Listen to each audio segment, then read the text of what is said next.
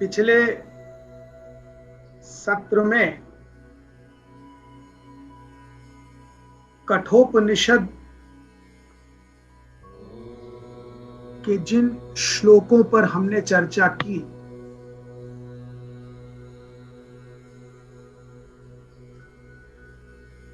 आपने ये ध्यान दिया होगा कि जो कथा वस्तु है कठोपनिषद की, वह यह है कि कैसे एक नन्हा सा बालक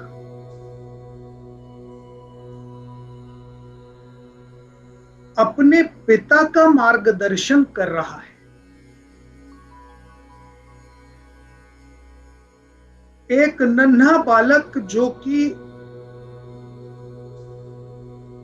ये देखता है कि उसके पिता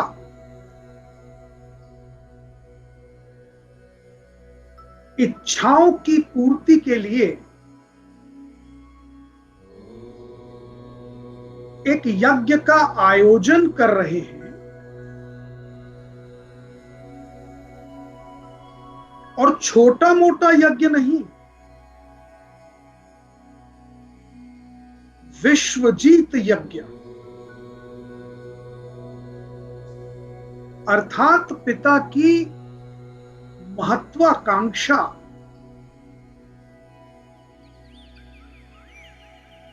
सर्व विजित होने की है।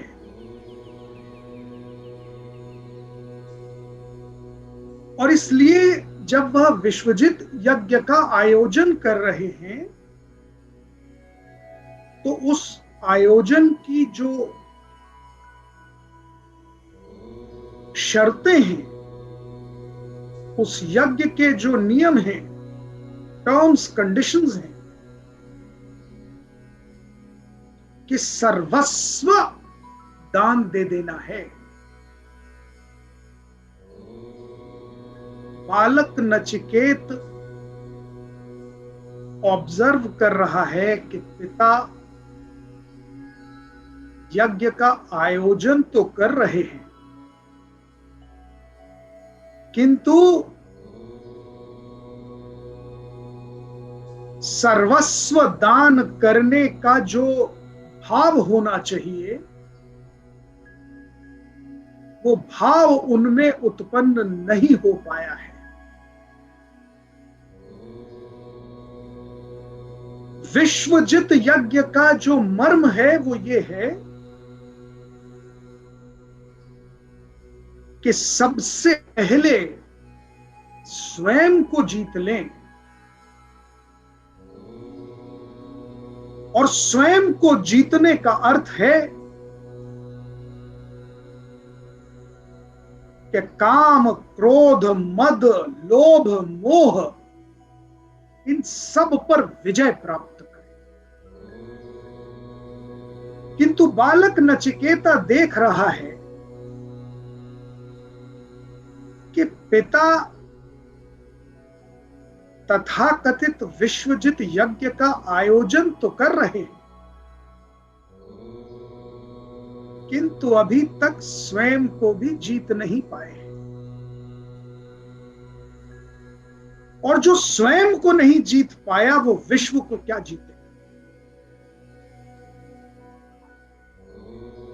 नचिकेत अपने पिता की कमजोरी को पहचान रहा है।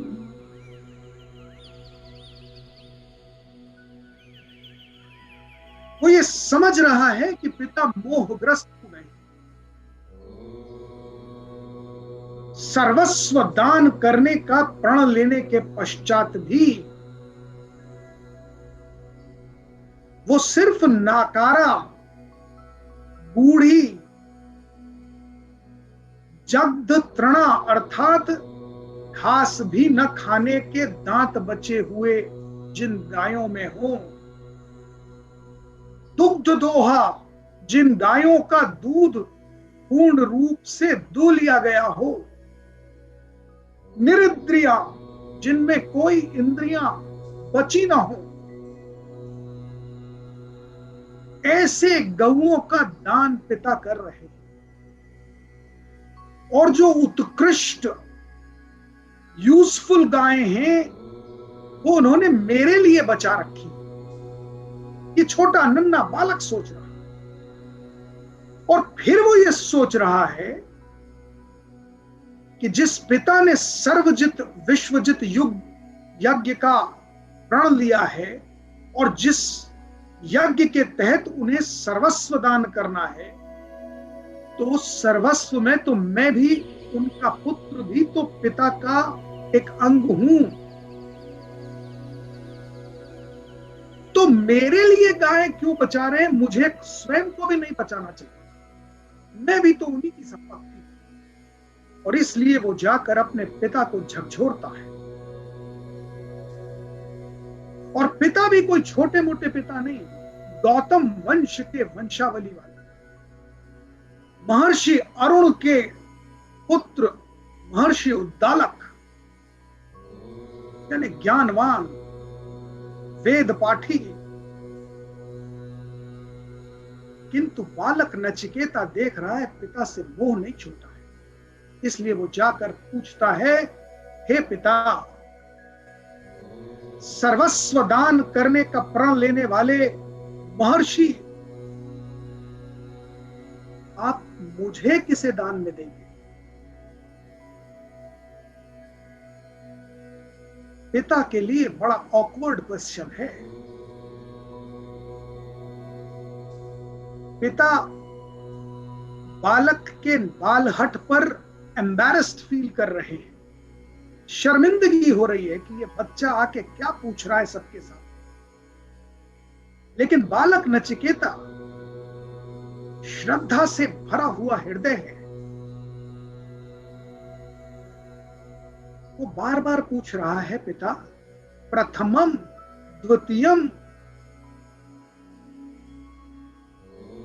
2 बार 3 बार वो वही प्रश्न पूछ रहा है कि हे पिता, आप मुझे किसको दान में देंगे? और जब आदमी एम्बैरेस्ड हो जाता है, ये ह्यूमन साइकोलॉजी है, शर्मिंदगी से भर जाता है तो अपने ही बच्चों को डांट देता है। वो ऑकवर्ड क्वेश्चंस फेस नहीं कर सकता है। यही हाल महर्षि उद्दालक का हुआ, और उन्होंने क्रोधवश नचिकेता को कहा, जा, मैं तुझे मृत्यु को देता हूं। ये संस्कृत की रचना है, उत्कृष्ट ग्रंथ है, तो भाव जरा परिष्कृत है।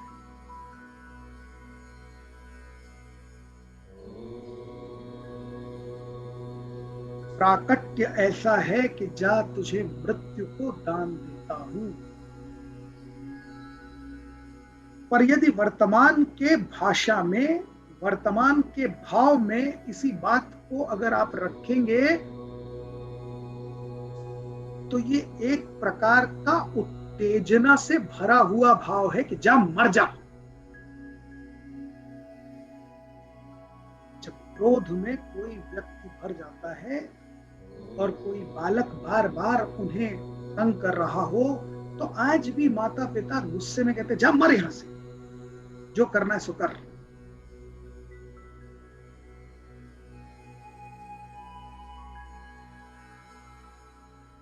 बात वही है, पर एक सॉफ्ट तरीका है प्रेजेंट करने का। तो वो महर्षि उद्दालक क्रोध में नचिकेता अपने बालक को कहते हैं, जा, मैं तुझे मृत्यु को दान देता हूं।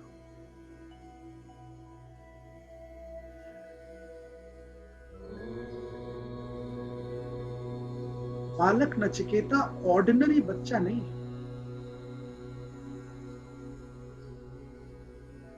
ऑर्डिनरी बच्चा होगा, माँ बाप के इस गुस्से पर मुंह खुलाकर यहां वहां भटकने लगे। बालक नचिकेता तो आज्ञाकारी बच्चा है।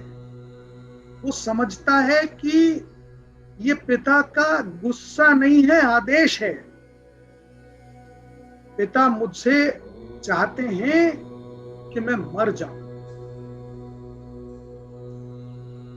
और इसीलिए श्लोक आता है जहां पर नचिकेता कहता है बहुनाम एमि प्रथमः बहुनाम एमि मध्यमः।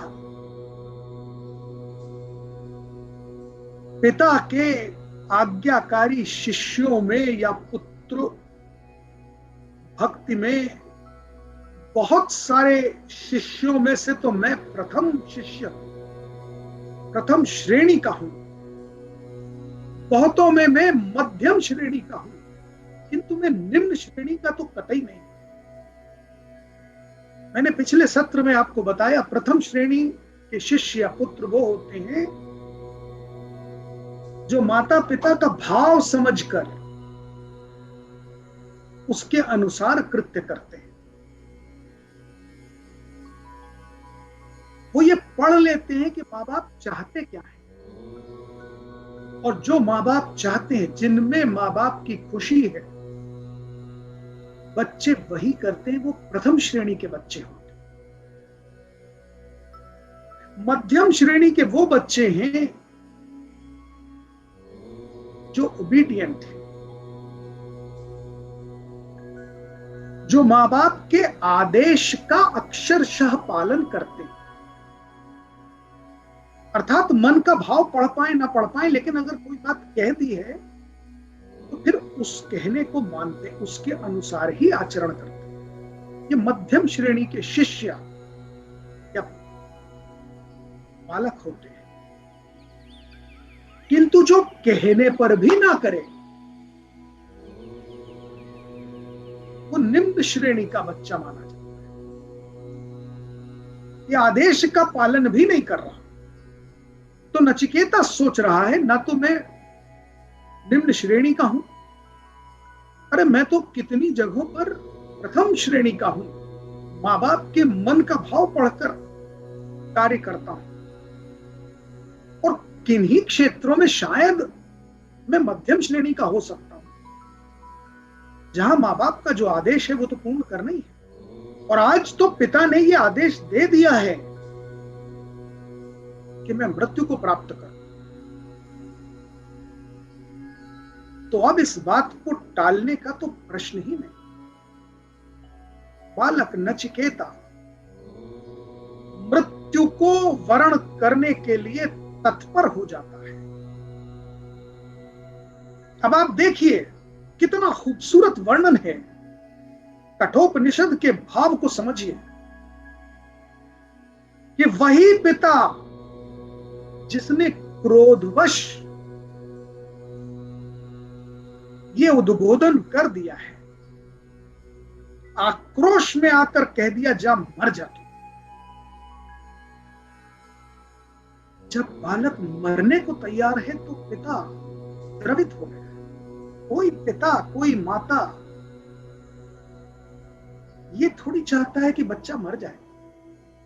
वो तो एक आक्रोश भरी, एक सिर्फ आपका एक रिएक्शन है, एक उद्बोधन है।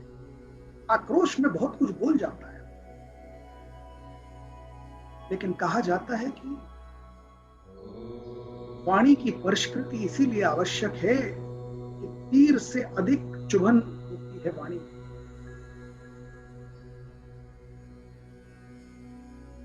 जब बालक नचिकेता मरने को तैयार है, तब पिता उसे डिस्करेज कर रहे हैं। तो बालक ये नहीं चाहते थे कि बच्चा मर जाए,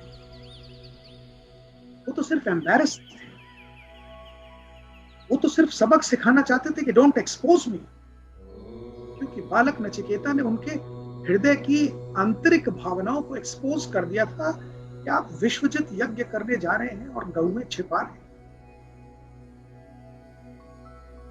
क्या विश्व को जीतेंगे जब स्वयं को नहीं जीत पाए?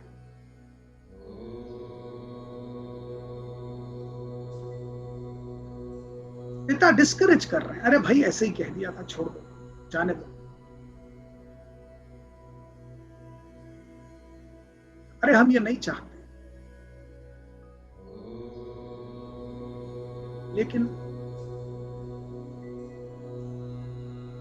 प्राचीन काल में यह परंपरा नहीं थी कि पिता का कुछ आदेश हो और उसका पालन हो। मैंने पिछले सत्र में भी आपसे कहा कि दशरथ ने वचन दिया कैकेयी को, किंतु उसे सत्य करने के लिए राम ने 14 वर्ष का वनवास स्वीकार कर लिया। दशरथ बिलखते रहे, मत जाओ, पर पिता के वचन की पूर्ति आवश्यक है, वही धर्म है।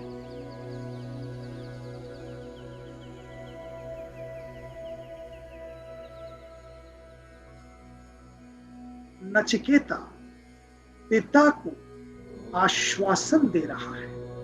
देखिए, वही नचिकेता जो अब तक पिता से कह रहा था कि आप मुझे किसे दान में देंगे, पिता को दुखी देख रहा है तो पिता को आश्वासन दे रहा है।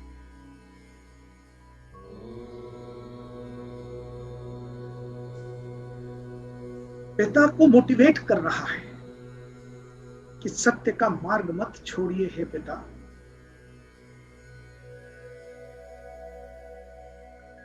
अनुपश्य यथा पूर्वे प्रतिपश्य तथा परे।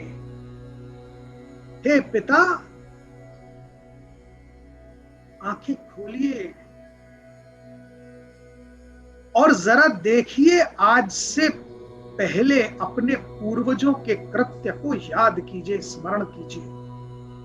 आप महर्षि गौतम के वंशावली में हैं, महर्षि गौतम के वंशज हैं। अनुपश्य यथा पूर्वे, अनुपश्य का मतलब होता है जरा देखिए, दृष्टिकोण डेवलप कीजिए। महर्षि गौतम, और उतनी दूर नहीं जा सकते पूर्वजों को देखने, तो अपने पिता को देखिए, महर्षि अरुणि, जिन्होंने भी विश्वजित युद्ध यज्ञ किया और सर्वस्व दान दे दिया, और इतना दान दे दिया कि उनका नाम पड़ गया Vajashravas. Vajashravas was a title to Maharshi Aruni. अरुणि के पुत्र हैं आप। आपको ये विषाद शोभा नहीं देता। क्यों दुखी हो रहे हैं?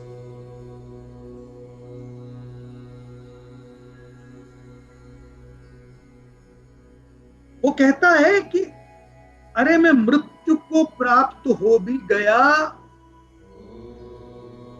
तो कौन सा बड़ा नुकसान है।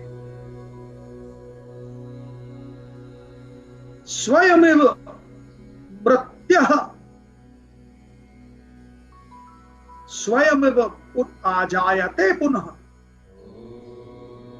अरे ये मनुष्य शरीर तो मरण धर्मा है।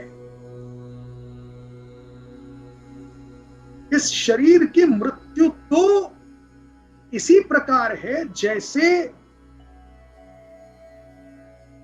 अनाज उत्पन्न होता है धरती में से, पकता है, पक के गिर जाता है, नष्ट हो जाता है और उसी पृथ्वी से पुनः उत्पन्न हो जाता है।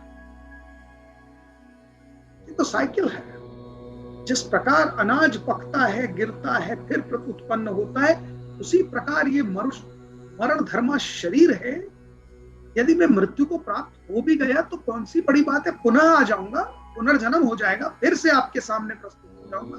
तो हे पिता, अवसाद की आवश्यकता नहीं, विषाद की आवश्यकता नहीं, दुख होने की कोई जरूरत नहीं। ये तो साइकिल है, मैं फिर आ जाऊंगा।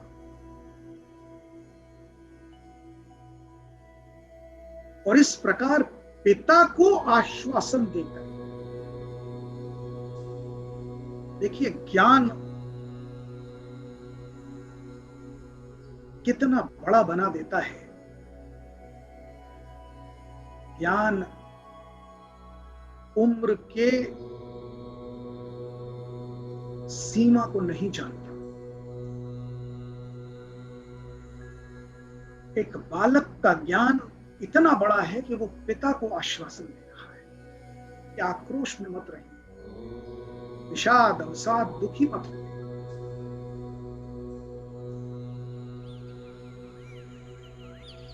और पिता को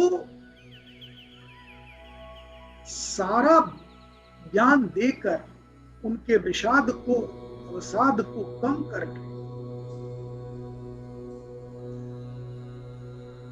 नचिकेता मृत्यु को प्रस्तुत हो जाता है। अब आप देखिए आगे का जो श्लोक है उसकी अभिव्यक्ति देखिए और उसके भाव को समझिए।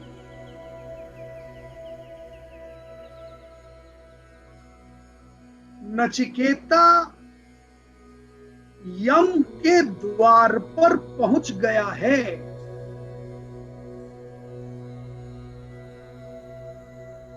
श्लोक कहता है कि यम का कहीं पता नहीं, यम अपने घर पर नहीं, उपस्थित नहीं, यम कहीं भ्रमण के लिए गए हुए हैं और नचिकेता यम के द्वार पर जाकर बैठा है। आप अध्ययन करेंगे तो इसकी खूबसूरती देखिए, रचना की खूबसूरती, अभिव्यक्ति कितनी खूबसूरत है। एक बालक मृत्यु के लिए प्रस्तुत है किंतु मृत्यु उसका आवरण करने के लिए उपस्थित नहीं।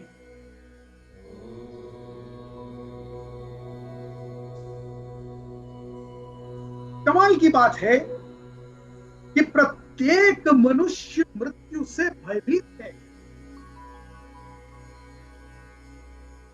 भागता फिर रहा है, मृत्यु से दूर जा रहा है। और यहां एक बालक मृत्यु के लिए प्रस्तुत है किंतु मृत्यु अनुपस्थित है, मृत्यु उससे दूर है। और मृत्यु का जब वह आवाहन कर रहा है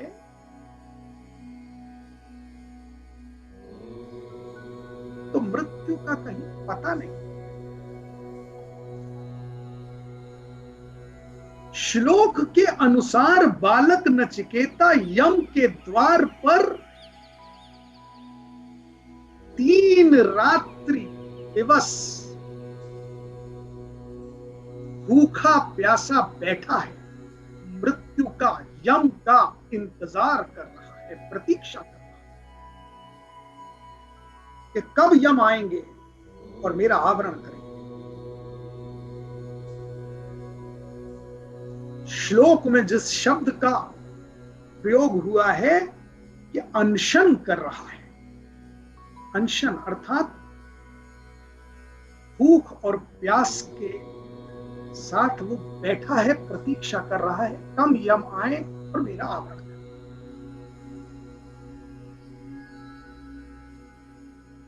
और 3 दिन के अनशन के पश्चात आगे का श्लोक देखिए कि जब यम अपने घर लौटकर आए हैं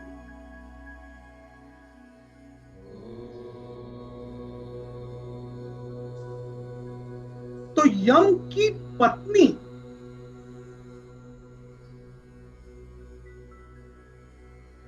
यम को उलाहना दे रही है।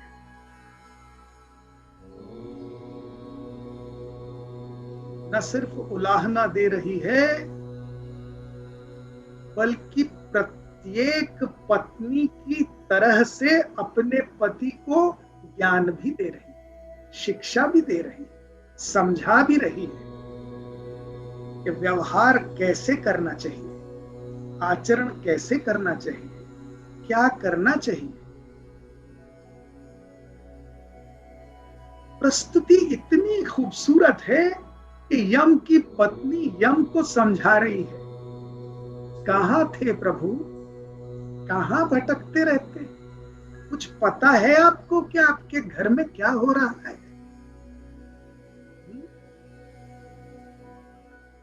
यही तो मैं कहती हूं कि जरा घर पे भी ध्यान दीजिए।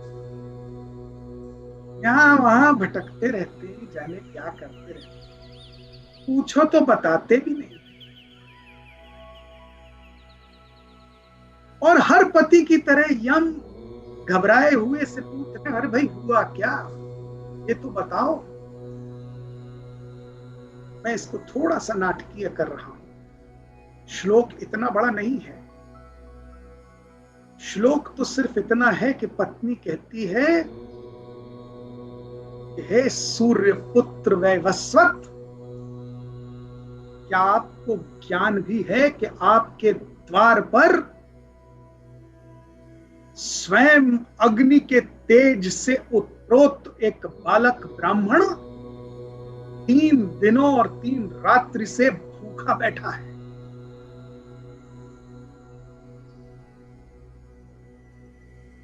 और वो पत्नी उसका परिणाम यम को बता रही है कि आपको ज्ञान भी है कि इसका परिणाम क्या होगा।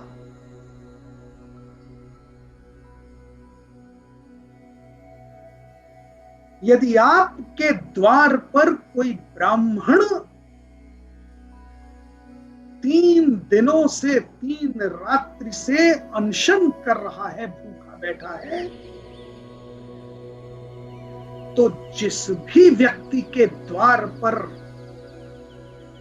तेजवान ब्राह्मण प्रतीक्षारत है, वो व्यक्ति अल्प बुद्धि मनुष्य है। अल्प मेधसम, श्लोक में जो शब्द उपयोग हुआ है अल्प मेधसम, यानी बुद्धिहीन मनुष्य है कि जिसके द्वार पर एक तेजयुक्त ब्राह्मण प्रतीक्षा कर रहा है, अनशन कर रहा है। पत्नी यम को समझा रही हैं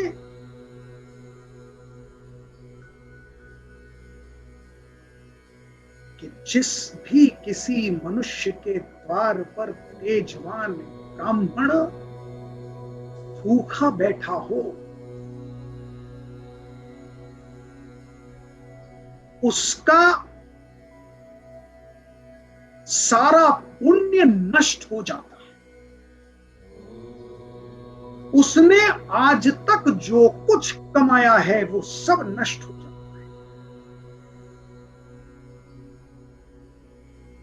उस व्यक्ति की जितनी आशाएं हैं, प्रतीक्षाएं हैं उपलब्धियों की, जितनी इच्छाएं हैं, वो कभी पूर्ण नहीं होती।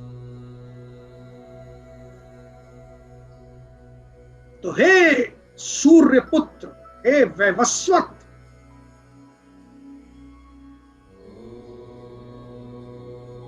जाइए और उस ब्राह्मण पुत्र को अर्घ्य जल से स्वागत कीजिए, उसके चरण धोइए, उससे क्षमा मांगिए। और श्लोक में जिस शब्द का उपयोग हुआ है, एक ब्राह्मण तेजयुक्त बालक के लिए वैश्वानर, आपने देखा होगा वैश्वानर को ब्रह्म का साकार स्वरूप कहा गया है। पिछले उपनिषद में हमने वैश्वानर की व्याख्या की और यम की पत्नी नचिकेता को, ब्राह्मण बालक को वैश्वानर कह रहे। एक अनशन करता तेजयुक्त ब्राह्मण बालक वैश्वानर की तरह है। हे सूर्य पुत्र, आपका तेज समाप्त हो जाएगा, जाइए उसका स्वागत कीजिए, उससे क्षमा मांगिए। ये तो मैंने आपको इन श्लोकों का शब्दार्थ बता दिया, भाव समझिए, क्योंकि ये तो कठोपनिषद की संरचना है, ये तो कथानक है, एक कथा के रूप में प्रस्तुति है, किंतु मर्म समझना आवश्यक है, वरना कथा में कहीं लिप्त होकर रह जाएंगे और भाव भूल जाएंगे।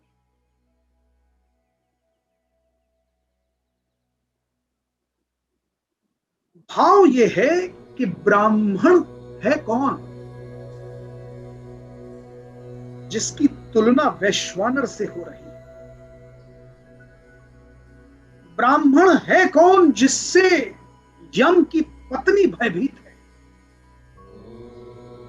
स्वयं मृत्यु की पत्नी मृत्यु को ज्ञान दे रही है।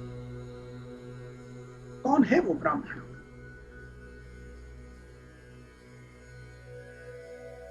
तो सबसे पहले तो मन से वो भ्रम निकाल दीजिए, जिसने ब्राह्मण कुल में जन्म ले लिया वो ब्राह्मण हो गया।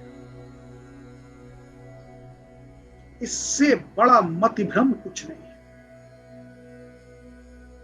इससे बड़ा रॉन्ग प्रोपोगेशन कुछ नहीं, इससे बड़ा रॉन्ग इंटरप्रिटेशन हमारे इन ग्रंथों का कुछ नहीं। मात्र ब्राह्मण कुल में जन्म लेने से कोई व्यक्ति ब्राह्मण नहीं होता।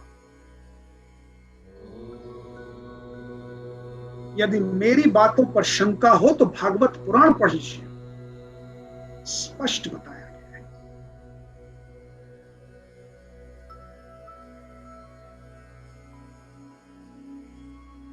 ब्राह्मण तो होता है व्यक्ति अपने कर्म से, अपने आचरण से, अपने विचारों से,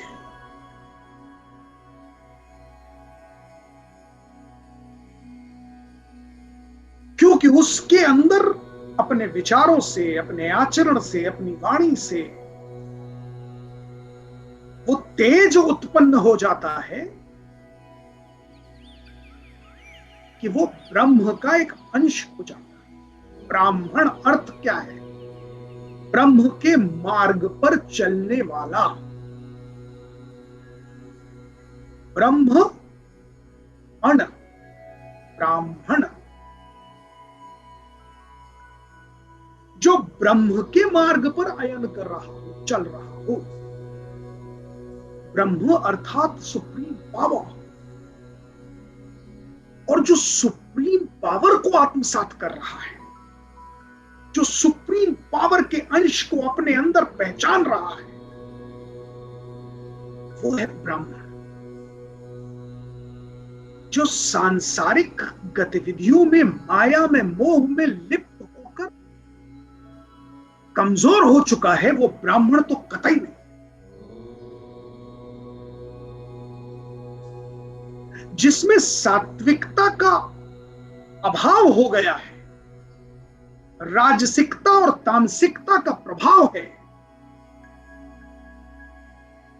वो ब्राह्मण तो कतई नहीं है, भले ब्राह्मण के कुल में जन्म लिया,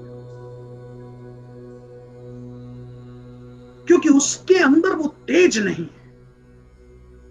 वो ब्रह्म के अंश को पहचानना भूल गया है, वो तो संसार और माया को पहचान रहा है। ब्रह्म के मार्ग को त्याग चुका है, तो जन्म लेकर वो ब्राह्मण नहीं हो सकता। और ऐसे तेजहीन, नैतिकता विहीन ब्राह्मण कुल में जन्म ले हुए ब्राह्मण से मृत्यु और मृत्यु की पत्नी तो क्या, सांसारिक मनुष्य को भी भय नहीं होता। कोई वैल्यू नहीं करता, कोई कद्र नहीं करता। प्राचीन काल के ग्रंथ भरे पड़े हैं कि राजे महाराजे सिंहासन छोड़ते थे जब एक ऋषि दरबार में प्रवेश करता था, क्योंकि वो उसके ब्रह्म के तेज को जानते थे। ब्रह्म के तेज का यह प्रभाव था कि वाणी से जल हथेली पर लेकर अगर श्राप दे दिया तो चरितार्थ वो नहीं होना, क्योंकि वाणी में वो तेज उत्पन्न हो जाता। बड़े से बड़े सम्राट, अकूत धन संपदा के शिखर पर बैठा सम्राट भी भयभीत था उस व्यक्ति से जिसके पास कुछ नहीं, क्योंकि उसके अंदर वो नैतिकता का तेज होता था। दुख ये है कि युग के साथ, युग के परिवर्तन के साथ आज व्यक्ति के शौर्य, व्यक्ति के नैतिकता का जो आकलन है वो बदल चुका है। आज ज्ञान का प्रभाव, तेज का प्रभाव ब्राह्मणत्व उत्पन्न नहीं कर रहा है। आज का ब्राह्मण भी धन का लोलुप है, धन के पीछे भाग रहा है।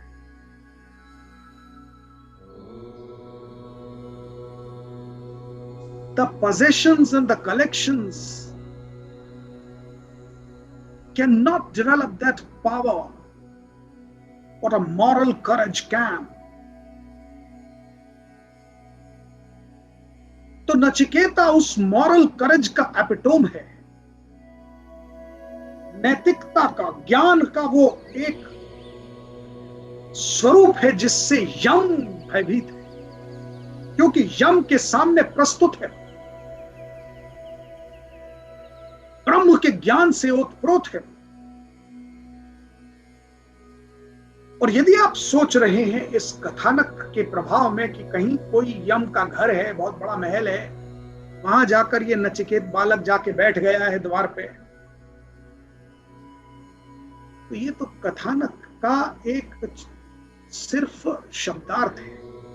भाव ये है कि पिता के आदेश के पालन में नचिकेत ने खाना पीना त्याग दिया, वहीं ध्यान लगाकर मृत्यु का आवाहन करके बैठ गया।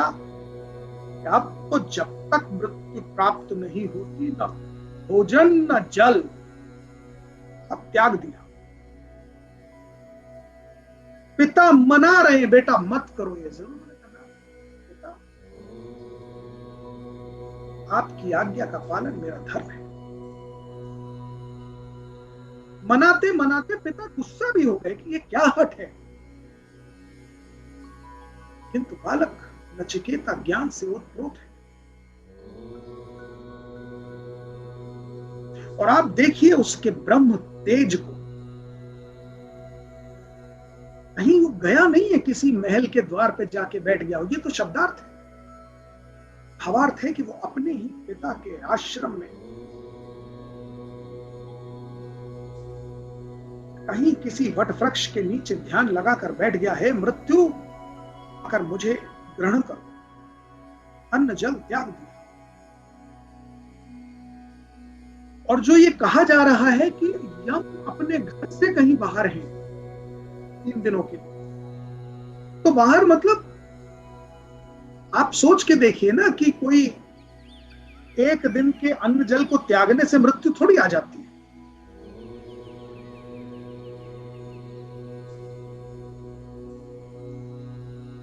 आप में से बहुत सारे लोग तो कितने कितने दिनों का उपवास करते हैं। हाँ, ये जरूर है कि जल ग्रहण करते रहते हैं बीच बीच में, और अन्न का त्याग तो कितने लोग करते हैं। नवरात्रि में 9 दिन तक अन्न का त्याग करते हैं, मृत्यु नहीं आती। किंतु ये छोटा बालक है ना, नन्हा बालक है, शरीर में उतनी जान नहीं है, और जल भी त्याग दिया है क्योंकि मृत्यु का आवरण करने के लिए डिटर्मिन्ड है। अन्न जल त्याग कर बैठ गया है कि आओ हे मृत्यु मुझे प्राप्त करो।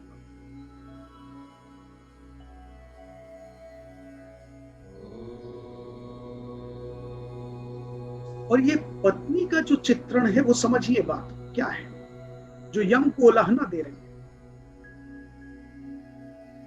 ये चित्रण भी समझने की बात है, भाव को समझिए। भाव ये है कि अन्न जल त्याग कर कोई बालक बैठा है तो उसके चहुओर जितने लोग हैं वो चैन तो पा नहीं सकते ना। सुकून तो नहीं मिल सकता है भाई।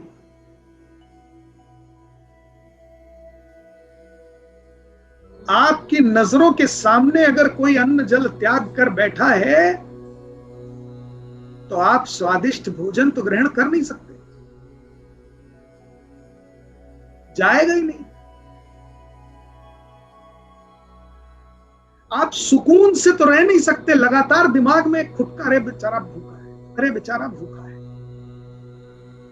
अरे इसको कुछ पिलाओ, इसको कुछ खिलाओ। आप ये समझिए कि इस अनशन की ताकत का ज्ञान तो अंग्रेजों को हो गया जब महात्मा गांधी अन्न जल त्याग कर बैठ जाते थे। तो इतनी बड़ी माइटी पावर, कहते हैं जिसके साम्राज्य में सूर्य अस्त नहीं होता था, विश्व में कहीं ना कहीं सूर्य होता था, इतना बड़ा साम्राज्य क्यों झुक जाता था एक अनशन के सामने? चैन नहीं ले सकते। एक आदमी ने अन्न जल त्याग दिया, कहीं ना कहीं उस मॉरल करेज के सामने आपको झुकना पड़ता है।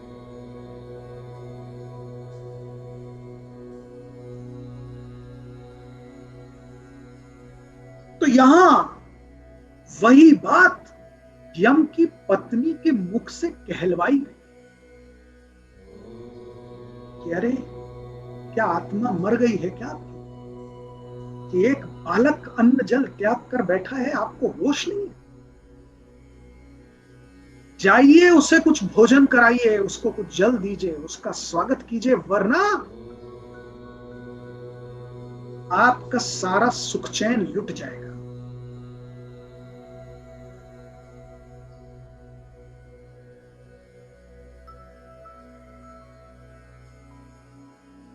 ये कहा तो यम से जा रहा है, पर संदेश हम सब के लिए, क्योंकि यदि हम किसी व्यक्ति के नैतिकता के चरम को स्वीकार नहीं करेंगे,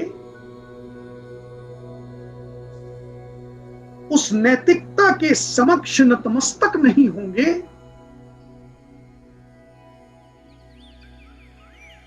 तो हम अपने आउटर फसाद को कितना भी स्ट्रांग दिखाएं, अंदर से कहीं डिस्टर्बेंस शुरू हो जाए।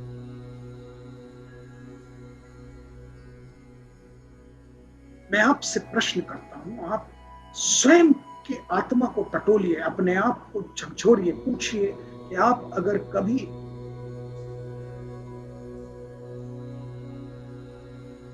किसी परिवार के व्यक्ति से क्रोधित हो जाए, परिवार छोड़िए मित्र मंडली में किसी से क्रोधित हो जाए, किसी के ऊपर आप आक्रोश उत्पन्न कर दें और इतना भाव स्ट्रांग हो क्रोध का कि मैं तो मुंह नहीं देखता,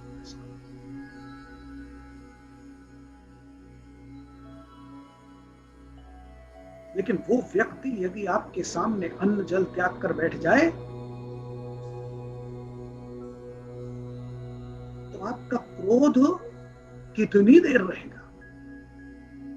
एक दिन, 2 दिन, 24 घंटे में तो आदमी सोचता भाई तुझसे बात नहीं करनी, तेरी शक्ल नहीं देखनी, पर भोजन कर ली।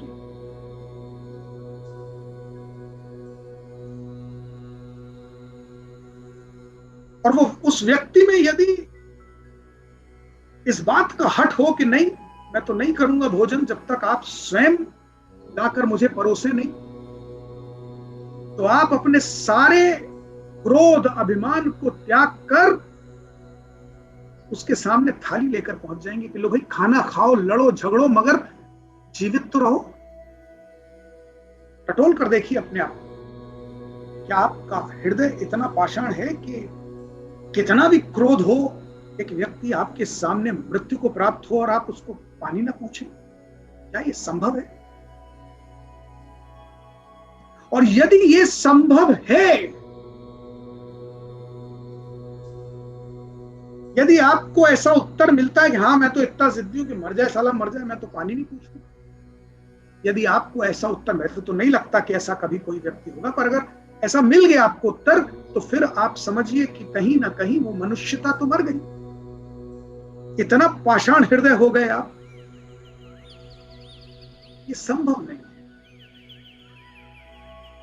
तो यम की पत्नी के द्वारा जो उलाहना दी गई है इस कथानक में, वो ये दी गई है कि एक नन्हा बालक 3 दिन से अनशन कर रहा है, वो यम के माध्यम से बता रही हैं कि जाओ उसका ध्यान दो। अर्ध्य जल उदकम वैवस्वतोदकम, श्लोक पढ़िएगा आपको मिलेगा कि अन्न से और जल से भरा एक घड़ा लेकर जाइए और उसका जलपान कराइए, उसका स्वागत कीजिए और इस लंबे अनशन के लिए क्षमाशीलता होनी चाहिए। Reward him, otherwise your entire पुण्य विल बी ओवर, समाप्त हो जाएगा। और आप ये देखिए, ये कथानक प्रस्तुत करने का कारण देखिए किसको प्रस्तुत कराया जा रहा है? यम को, जो मृत्यु के देवता हैं, सूर्य के पुत्र हैं, तेज का जिनका वंशावली है। यानी यदि सूर्य पुत्र का तेज समाप्त हो सकता है तो हम और आप क्या है? यदि हमने वो मानवता समाप्त कर, वो भावनाएं समाप्त हो गई, वो एक व्यक्ति की नैतिकता के सामने हम यदि नतमस्तक नहीं हो रहे, उसे प्रणाम नहीं कर रहे, तो सारा पुण्य समाप्त। वी आर लाइक पिशाच, दैत्य, राक्षस। वो कह रही है आशा और प्रतीक्षा जितनी भी इच्छाओं की है, उनमें से कुछ भी पूर्ण नहीं होगा। और ये सत्य है। साइकोलॉजिकली समझिए कि आप कहीं बहुत बड़ी उपलब्धियां कर रहे हैं, लेकिन आपके घर में बड़ा डिस्टर्बेंस है। आप कुछ अचीव कर रहे हैं, आपका बड़ा बिजनेस असाइनमेंट बड़े बड़े मिल रहे हैं आपको, लेकिन घर बड़ा क्लेश से युक्त है, तो क्या आप प्रसन्न हो सकते हैं? 100%। बड़ी बड़ी उपलब्धियां करके आए, घर में आते ही इतना विषाद का वातावरण है कि आप डिस्टर्ब हो जाएं।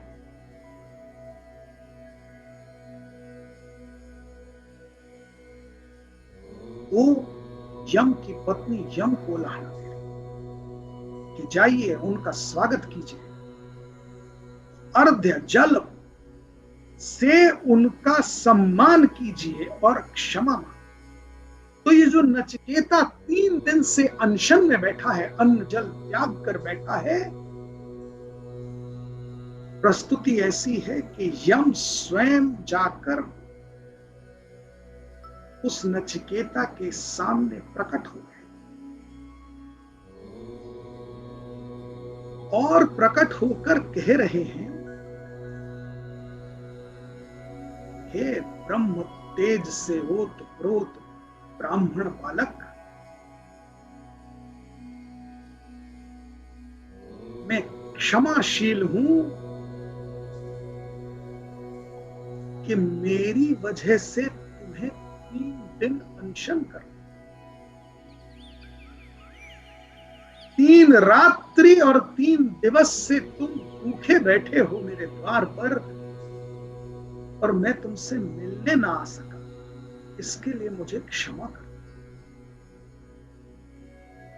क्या खूबसूरत प्रस्तुति है, कितनी खूबसूरती है इस रचना में कि जो संभव नहीं लगता वो रचना कर दी है उसने, कि मृत्यु आकर किसी से क्षमा मांग रही। नैतिकता का बल देखिए,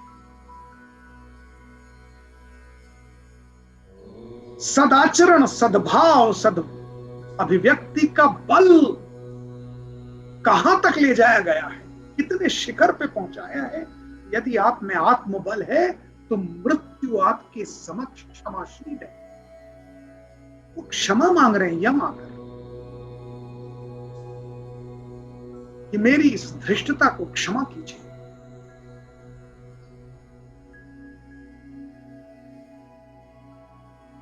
और यम मात्र यहां क्षमाशीलता पर रुक नहीं रहे हैं,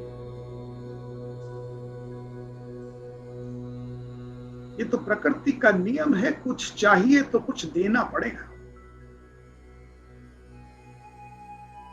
कहते हैं ना कि यदि पुण्य भी चाहिए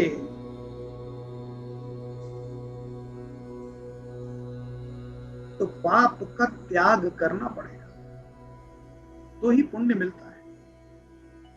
बिना पाप को त्यागे पुण्य प्राप्त नहीं, तो बिना कुछ त्यागे तो कुछ मिलता नहीं, बिना कुछ दिए कुछ प्राप्त नहीं। इस प्राकृतिक नियम के पालन में यम, क्षमाशीलता, क्षमा याचना जब उस नन्हे बालक नचिकेता से कर रहे हैं, तो बदले में नचिकेता को कहते हैं कि तुम मुझे क्षमा कर दो और 3 दिन के अनशन के बदले में मैं तुम्हें 3 वरदान देता हूं, क्योंकि तुम 3 दिवस और 3 रात्र मेरे द्वार पर भूखे रहे। आप देखिए, 3 दिवस और 3 रात्रि के उपवास से मृत्यु प्राप्त होती नहीं है किसी को, तो नचिकेता को भी मृत्यु प्राप्त नहीं हो रही, बल्कि भूखे बैठे बच्चे को मनाते हुए जैसे माता पिता कहते हैं बेटा कुछ खा लो, वो कहता नहीं खाऊंगा, आपने मुझे डांट दिया, मुंह फुलाए बैठा है। तो माँ बाप कहते हैं अच्छा बेटा तुम खाना तो खाओ, तुम्हें और चाहिए क्या, मैं वो भी दूं, चलो तुम्हें नया कंपस बॉक्स दिलाऊंगा, नया टिफिन बॉक्स दिलाऊं, नई वाटर बॉटल दिलाऊं, नया स्कूल बैग दिलाऊं, नए जूते दिला दो, नए कपड़े दिला दो, तुम खाना तो खाओ। यानी माँ बाप खाना भी खिलाना चाह रहे हैं और ऊपर से उसको मनाने के लिए कि खाना खा ले प्रलोभन भी दे। ये होता है ना हमारे जीवन में।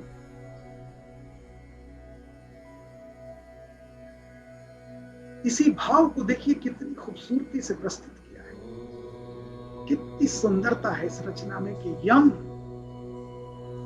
बालक नचिकेता को अर्घ्य जल देकर सम्मान मात्र नहीं कर रहे, उसे अनशन तोड़ने का की प्रार्थना भर नहीं कर रहे, उससे क्षमा की याचना भर नहीं कर रहे, कह रहे भाई गलती, बल्कि उसे प्रलोभन दे रहे, तुम्हें चाहिए क्या, 3 वरदान ले लो, 3 रात 3 दिन से भूखे हो ना, 3 चीजें तुम्हें मैं देता हूं, तुम मांगो, क्या मांगो।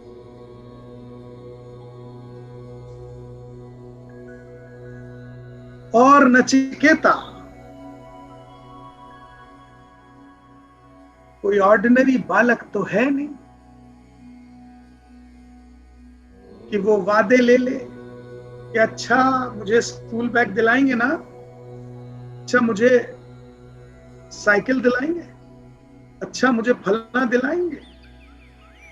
वो तो जैसे वर प्राप्त हुए हैं तो कह रहा है कि सबसे पहले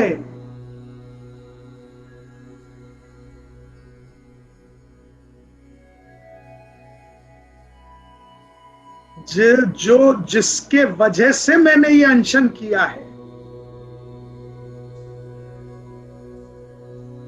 उसकी गुस्सा दूर कीजिए। आप देखिए सुंदरता, देखिए रचना की।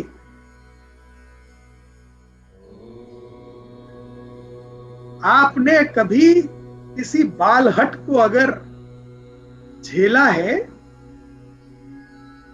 तो बच्चा माँ बाप से भी कहता पहले सॉरी बोलिए,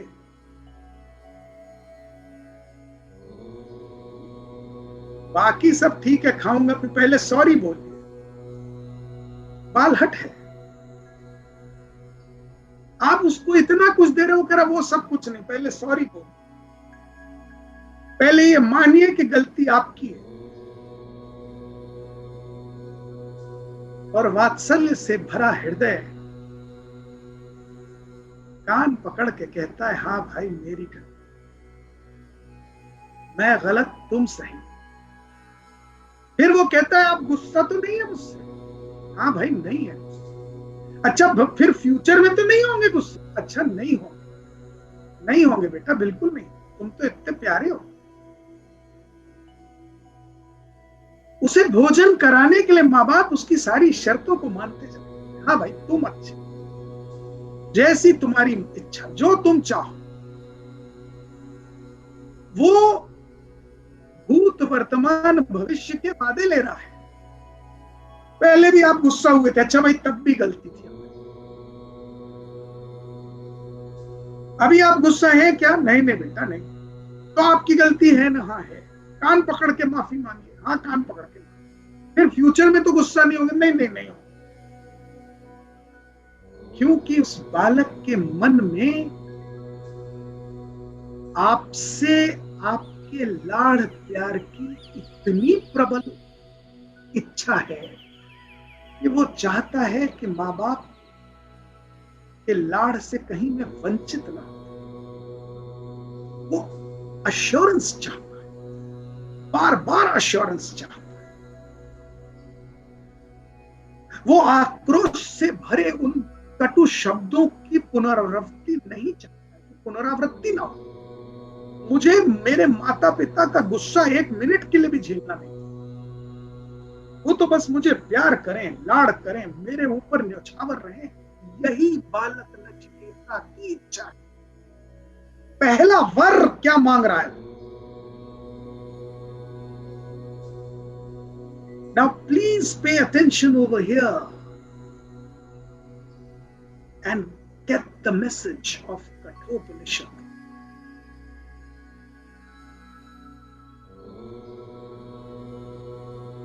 The value attached to a human emotion is so supreme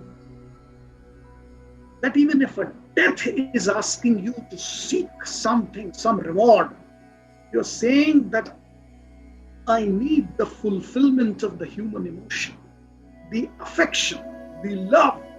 I want to cherish that goodness around me, that everybody is so impressed with me, that they should only shower their love and affection upon me. कितनी प्रबल भावना होती है। कोई नहीं चाहता कि संसार मुझसे नफरत करे। कोई नहीं चाहता कि संसार मुझे गाली बकता रहे। जहां से मैं निकलूं लोग मुझ पर धिक्कारें, ऐसा कौन चाहता है? लेकिन नचिकेता की तो सारी दुनिया माँ बाप है ना, और वो देख रहा है कि बाप क्रोधित हो गए उससे, और इतने क्रोधित हो गए कि कहा जा मर जा। और जब मैं मरने को प्रस्तुत हुआ तो उससे भी वो दुखी हैं। वो कह रहे हैं कितना नालायक, कितना हठी बच्चा है, समझाने पे भी समझता नहीं है। कह रहे भाई गुस्से में बोल दिया, छोड़ दो। तो जब ये मरने को प्रस्तुत है तो भी पिताजी गुस्सा है, क्योंकि वो अपने ऊपर गुस्सा है। कह रहे भाई मैंने तो गुस्से में बोला था, ये तो जिद पकड़ के बैठ गया। अजीब ही बच्चा है, समझता नहीं है। तो पहला वर नचिकेता मांग रहा है कि मेरे पिता के हृदय से मेरे विरुद्ध जितना गुस्सा है वो हटा दीजिए। मेरे पिता मेरे प्रति उतने ही स्नेहशील हो जाएं।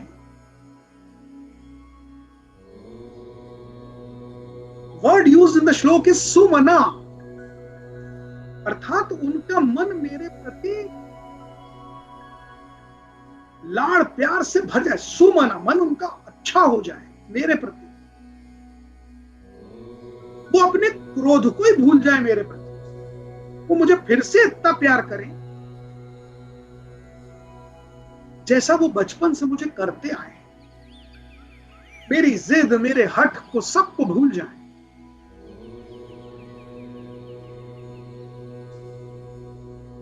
और अगला श्लोक कठोपनिषद का कहता है कि यम मुस्कुराते हुए कहते हैं ऐसा ही होगा।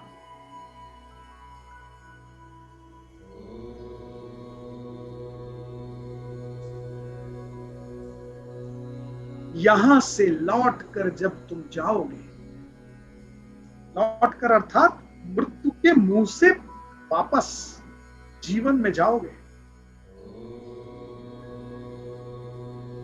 तो पिता तुमसे बेहद प्रसन्न हो जाएंगे। वो तुम्हें वैसे ही प्यार करेंगे जैसे ये कोई घटनाक्रम हुआ ही नहीं। और तुम तो इतने अच्छे बच्चे हो कि उनका मन जीत लोगे और भविष्य में वो तुम्हें लाड़ प्यार करते हुए अच्छी नींद सोएंगे। ये वरदान मैं तुम्हें देता हूं। आप देखिए एक्सप्रेशन, देखिए, अच्छी नींद सोएंगे, अर्थात जिनके बच्चे सदमार्ग पर चलने वाले हों उनके माँ बाप को अच्छी नींद आती है, और जिनके बच्चे बिगड़े हुए हों उनके माँ बाप की नींद उड़ जाती है। यानी वरदान नचिकेता पिता के लिए मांग रहा है, और यम कह रहे हैं कि अब देखो वो न सिर्फ तुम्हें लाड़ प्यार करेंगे बल्कि तुम पर और तुम्हारे आचरण पर इतना गर्व करेंगे कि भविष्य में अच्छी नींद सोएंगे।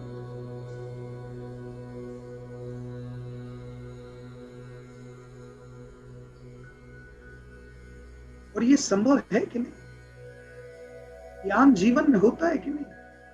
माँ बाप ने गुस्से में कुछ कह दिया, बच्चे ने मुंह फुला के हठ पकड़ लिया,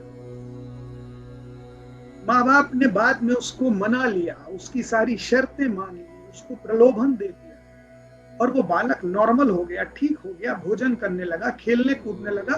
माँ बाप वैसे ही प्यार करने लगते हैं ना, थोड़ी मन में बैठाए रहते हैं कि देखो इसने एक बार ऐसी बदमाशी की थी, भूल जाते हैं। Everything becomes normal. ये चाइल्ड साइकोलॉजी है। बच्चा नॉर्मल हुआ, माँ बाप भी नॉर्मल हो गए। बच्चा एबनॉर्मल है, माँ बाप भी एबनॉर्मल है। ये ग्रंथ, ये शास्त्र, इसके मर्म को समझिए। ये आपके जीवन के दर्पण है, और ये आपके जीवन की दुविधाओं को दूर करने के मार्ग हैं, सुलझाने का एक शस्त्र है। It develops so much of clarity of thought in you that all the problems get solved automatically.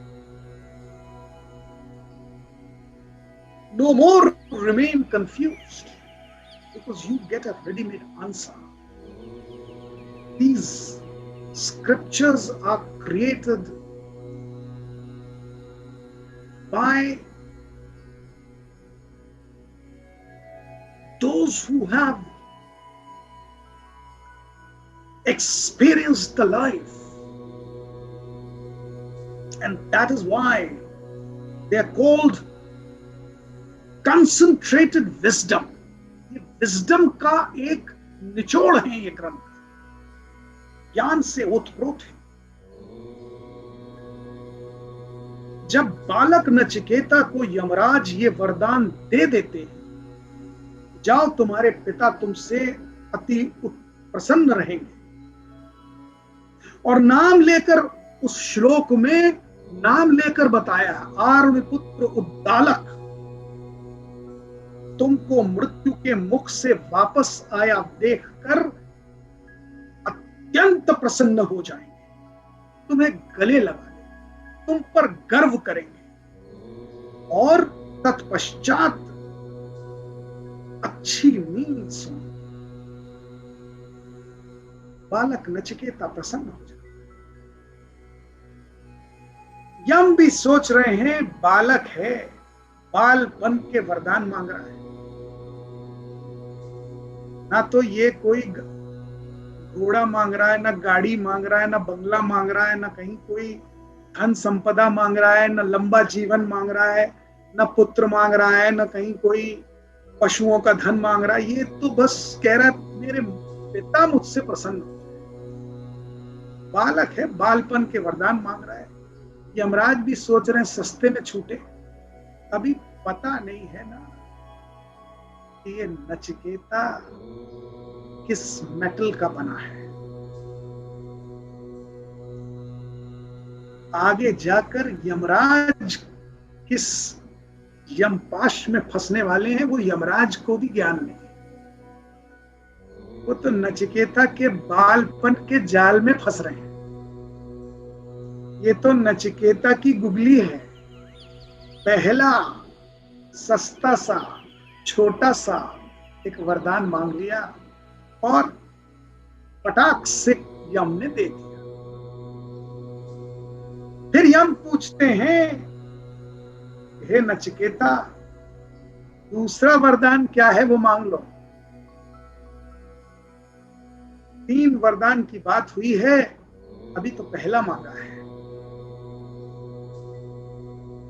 और जो अगला वरदान नचिकेता मांगता है कि यम भी थोड़ी देर के लिए टेकन अबैक हो जाते हैं। अरे माता पिता की प्रसन्नता से सडनली ये जंप। और दूसरे प्रश्न का वरदान जो देते हैं उत्तर वो तक भी ठीक था। थोड़ा सोच समझ के टेस्ट लेकर दूसरा वरदान भी दे देंगे। फंसेंगे तो तीसरे वरदान, और ऐसा फंसेंगे कि यम भी सोचेंगे कि किसके पाश में मैं फंसा। सारी दुनिया यम पाश में फंसती है और यम फंसेंगे नचिकेत के पाश में। तो क्या है वो दूसरा और तीसरा वरदान, इस पर हम व्याख्या करेंगे, चर्चा करेंगे। प्रतीक्षा कीजिए अगले सत्र में। मैं भी अब बहुत सारे फिल्मी टेलीसीरियल से सीख रहा हूं कि किस मोड़ पर कहानी को रोक दो और अगले सत्र के लिए दर्शकों को पाश में फंसा लो। तो उस यम पाश से मैं भी कुछ सीख रहा हूं।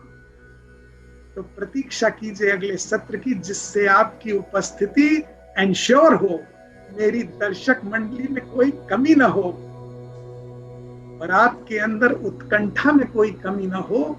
इसलिए इस मोड़ पर हम आज इस सत्र को समाप्त करते हैं और अगले सत्र में दूसरे वरदान पर हम चर्चा करेंगे। आप सबको अभिनंदन, नमन, प्रणाम।